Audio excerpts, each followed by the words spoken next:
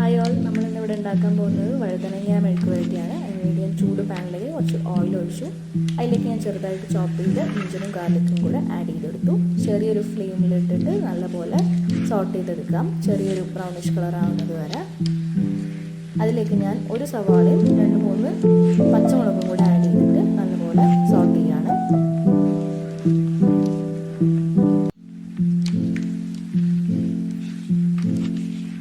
ഒരു തണ്ട് കറിവേപ്പിലയും കൂടി ഞാൻ ആഡ് ചെയ്ത് കൊടുത്തിട്ടുണ്ട്.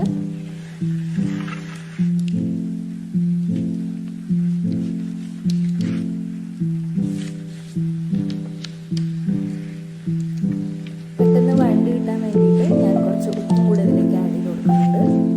എന്നിട്ട് നല്ലപോലെ സോട്ട് ചെയ്യാം.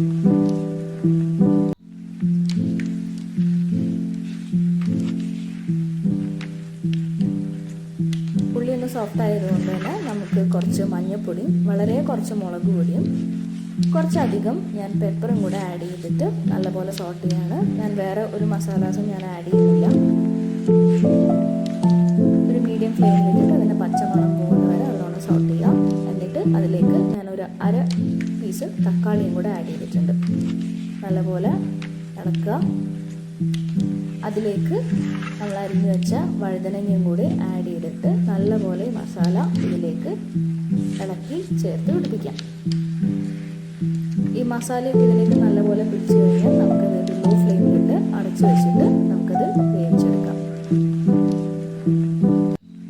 അപ്പോൾ നമ്മുടെ വഴുതനങ്ങ മെഴുക്ക് വരട്ടി റെഡിയാണ്. എല്ലാവരും ട്രൈ ചെയ്യുക and subscribe for more videos.